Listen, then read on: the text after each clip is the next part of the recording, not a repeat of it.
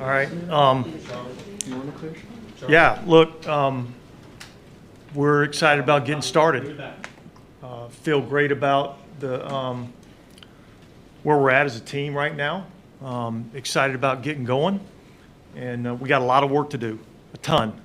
And so we just, I know everybody talks about all these cliches and everything, but we just got to take it one day at a time and continue to improve every single day. And that's really what our thought process is right now. So I know you guys got some questions for me, so fire away. Do you have any time frame as to when you'll expect Tyron back, or is that a day-to-day thing? No, look, he's dealing with a personal matter, and so we're going to allow him to do that, and he'll be back when he's ready to be back. I thought she was going to say Michael Thomas, so I'll ask the same question. Yeah, I mean, I know you're not going to name the day, but I mean, Soon. does everything continue to be Soon. really Feel good positive? about it. Feel good about it. Dennis, how do you feel, like, if you can recall or remember, you're in the National Football League and you're a head coach, the very first day doing this press conference with the Ravens compared to where you are now with the Saints? Oh, I'm much further along. I'm much more comfortable sitting in this seat than I was at that point in time. I mean, I was 39 years old, and really, had been a coordinator in this league for 1 year. So I've seen a lot more happen between that time and this time. And so I'm much more relaxed and comfortable in that environment right now. Dennis, how would you describe Jameis Winston as a leader? Well, I'd say he's a quality leader.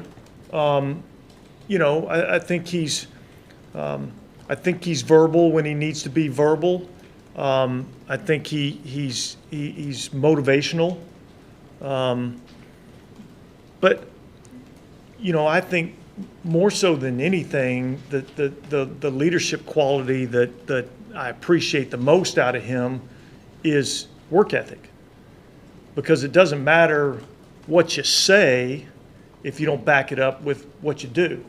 And I think he's got incredible work ethic, and I think our guys, gravitate to his personality. Dennis, you also said we did the job that you're going to put your own spin on it. You're going to obviously take a lot of what Sean did and establish. How much of that would be noticeable to the media corps or the fans in terms of your own spin?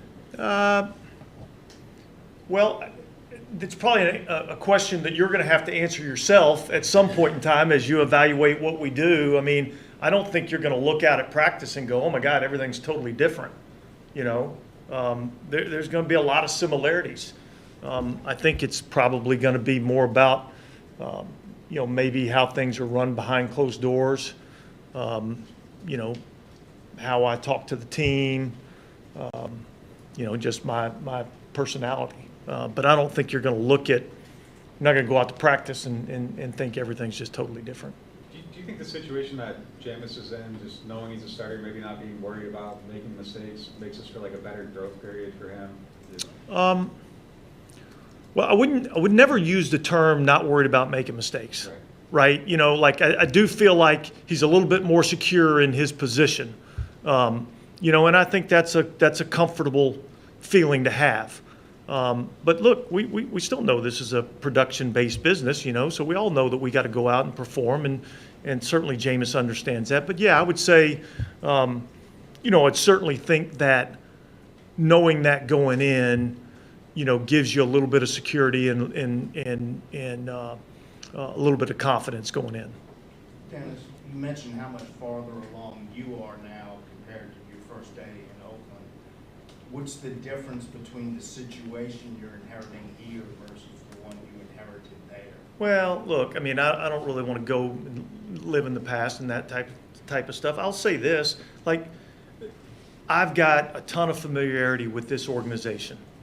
I think this organization has a ton of familiarity with me. That's personnel, that's coaches, that's players, and so I don't think there's any surprises when you kind of look at that. So I think the organization knows what they're going to get from me, and I feel like I know what I'm going to get from the organization. So I like where I'm at right now. And so what kind of team do you want to have? You know, is there like a certain trait you want this team to have that Yeah, we're going to be tough. We're going to be smart. And we're going to be highly competitive. We're going to compete our tail off in everything that we do, and that's really been our mantra about how we've played defense around here for since 2017, really. And I think we've seen some of the fruits of that labor, and that can be carried over to, you know, our whole football team. And so, you know, it's not some, you know, fancy cliche or anything like that, but that's what wins in our league. do you try to like foster that attitude like day one in training camp, or like how do you kind of build that? Yeah. I mean, look, if you want to get something done, and you want to be good at something, it comes through repetition, you know, and so that's, you know, we're preaching that message on a day in and day out basis, and you know, everything's designed to build some toughness, to make sure we're playing the game intelligently, you know, and then we're going to go out and compete, and you know, you don't learn how to compete until you go out there and you do it every single day. How is Marcus May progressing from his injury, and how does he and Tyron kind of complement each other? Well, the answer to the first question is I think he's progressing nicely from the injury. You know, he'll be ready to go when we go out there tomorrow. I think we got to be smart and making sure that we're you know, just monitoring how he's doing, because he certainly didn't get a lot of activity during the spring, and so you know, we want to kind of be able to ramp him up a little bit, but feel good about it. I think him and Tyron complement each other really well. Both have the ability to play deep. Both have the ability to play down in the box. It's going to allow us to have some multiplicity in terms of what we do defensively, which is good.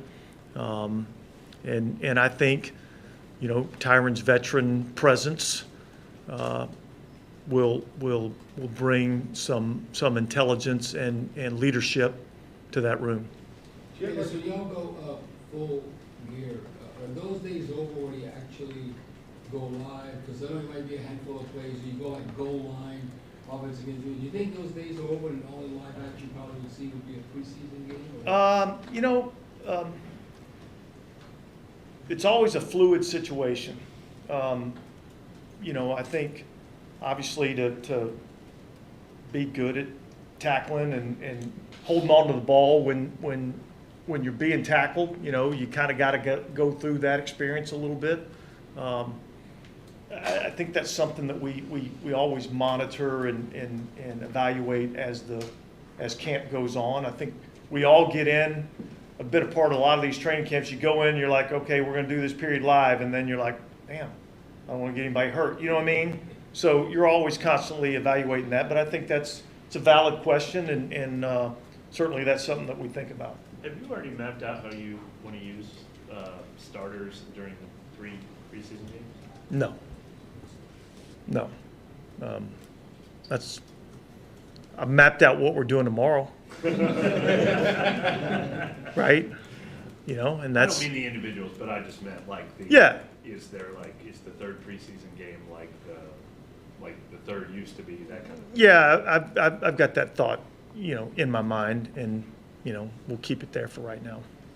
DA, are you going to be cautious with Jameis during practice just because of his coming off that injury? I think you're always cautious with the quarterback, but yes, you know, like I don't know that we're going to necessarily look. He's going to participate in team drills, you know, but certainly there's a you know, an extra sense of making sure that, you know, we stay away from the quarterback and certainly don't want any unwanted contact. No snap count limits on him at all or anything like that? Not as we go in, but I mean, certainly you know, we'll evaluate that as we go through. I'm excited about seeing, you know, how he looks getting out here tomorrow, and man, I feel good about where he's at. Yes, I was curious about, since you've been in this seat now, since when you got hired, I know you know that you have a special job and the importance of the Saints in this city, but has it grown any? Have you had that appreciation even more? You get stopped in the supermarket and people maybe more often? I mean, is there any sense of that? Yeah. No, there definitely is, and I understand, you know, the role of the head coach in this city, and it's a little bit different than other places, and so, you know, I understand that, I appreciate that, and I welcome that. You know, it's exciting, you know, and I know that this city loves this football team and has a close connection with this football team, and I know what it means to this city when we have success. And so that's a responsibility that we all take on. In the past, there were players that say there's a game day, Sean. Is there a game day Vince Allen? Yeah, there is. You know, I don't know what that is. I mean, you know, you get geared up for game day. You get excited about it. Did they get a little bit of that from the Tampa experience, maybe? Well, you'd certainly have to ask them, but I don't think that was any different than how I was when I was, you know, the defensive coordinator. You know, like, look, we don't get to go out there and play the game to compete, you know. So our competition is, you know, behind the white lines. But it's the only way we get to compete, and I think all of us as coaches enjoy that part. Any notations on Taysom, or is he kind of a full go? I think all of these guys that are coming off of injury, there's some, you know, just paying attention to a rep count, you know. But in terms of, you know, is it on one day off? That there's nothing like that. But yeah, I mean, I think we're going to be smart with all these guys. Taysom is such a unique player. Can you kind of summarize what his role might be this year, or might that still evolve? I think it's going to be very similar to what we've seen in the past. You know, I think he's going to provide multiple roles for us. You know, there'll be a lot of working with the tight end grouping, but yet, you know, he'll still take some snaps from the quarterback position. We're still going to utilize him, you know, in that role, and so I don't see like a ton different. There's still going to be a lot of special teams that he's going to participate in. He's a really good football player, and we want to utilize his skill set, and he can help us win football games. If Alvin is suspended, is he an option at that role? Well, I wouldn't rule anything out, you know, for Taysom in terms of what he's capable of doing. Hell, we tried to recruit him over to play Sam linebacker for us a couple years ago. So he's certainly a versatile player, and we're going to utilize him in a lot of different roles. We haven't really had a chance to see him since he was coming off that injury last season, but I know last year he kind of changed his body to fit more of being a quarterback. Has he been able to, he's been healthy enough even to kind of bulk back up and be more in that kind of range where he was before? Yeah, I don't know if he's quite where he was before, but look, I think he's in excellent shape. I think he looks good, and I think he's feeling pretty good. Matt Ray had a tweet recently saying that the conditioning test looked like football and that made him happy. Is that a change from years past, how you guys did your conditioning test here? Yeah, a little different, a little more, you know, sprints and shorter recovery times. There's a ton of different conditioning tests that are out there. You know, we kind of talked and thought that, you know, I wanted a conditioning test that corresponded with the game that we play. And the game that we play are short sprints, typically, all right, and quick recovery. So I got to run a certain distance, and then I got to get back to the huddle, and then here we go, we're running another play. And we tried to simulate that, you know, as best we could in a conditioning test, and I thought the guys did pretty good with it. And what about Matt's approach and viewpoint overall? Do you like just about what he brings? Well, I think that he's got facts and figures to back up his thoughts and ideas, and I think, I'm not smart enough to understand all the physiological elements of it, all right? But when you can give me facts to back it up and statistics to back it up, then it makes more sense to me. And I think that's what he does a really good job of. How are you guys, handling Alvin situations? Kind of take it as it comes, or? Yeah, look, I mean, I try not to ever worry about things I don't control. And so I don't control that situation, so we'll see how things play out, and then we'll adjust accordingly. Dennis, when you look at, go ahead. You and Pete have been on the same staff for a long time. Yeah. Now that you're head coach, have you sat down with him at all? Just kind of have a meeting of the minds of what the offense is going to look like? Yeah, absolutely. We talk all the time,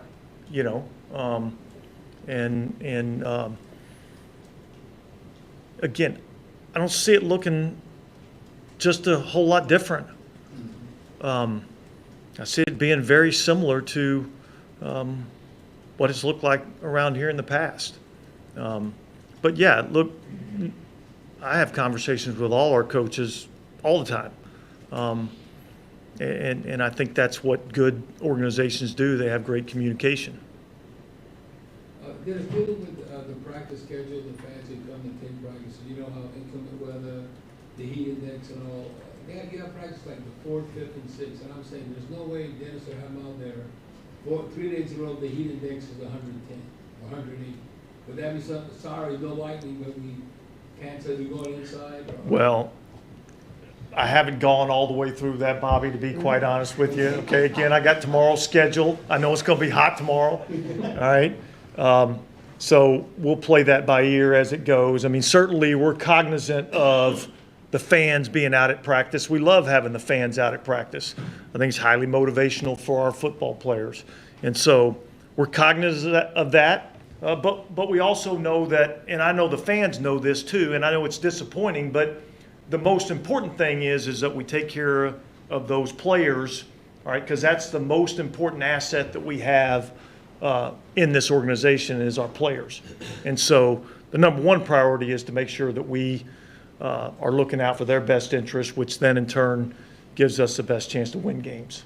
So Dennis, you're saying your role is not going to change as far as being a defensive coordinator / head coach and call plays. You know how now and then Sean will let Pete Carmichael or Coach Carmichael call the plays, and then maybe he would come back to calling the plays. Is that maybe a role you could see where you throw the coach, the coordinators, whatever, a bone now and then as far as?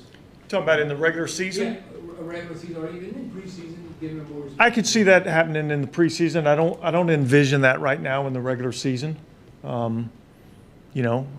Obviously, as with anything, everything's fluid, but I'll never say never, but I don't envision that. Coach, on defensive line, is different looks now today from so many different angles. You feel good about the depth, because looking at it on paper, everybody's healthy. That's really a strength of your football team. We talked about the secondary, but defensive line play too. Yeah, it's a good group. It's a good group. I think we got a lot of talented players.